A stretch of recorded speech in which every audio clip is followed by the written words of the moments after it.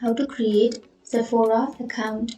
So if you want to create Sephora account, then first of all open up a browser and then go for the search bar and search for Sephora.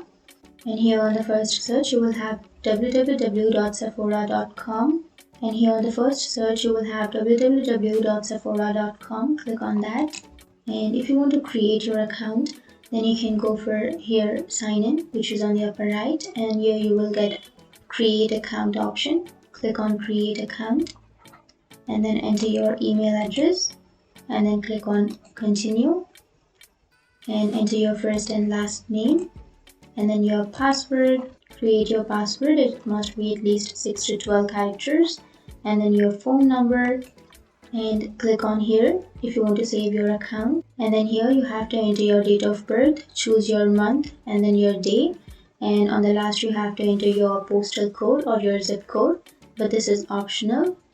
And click here if you want to stay signed in, and then click on join now.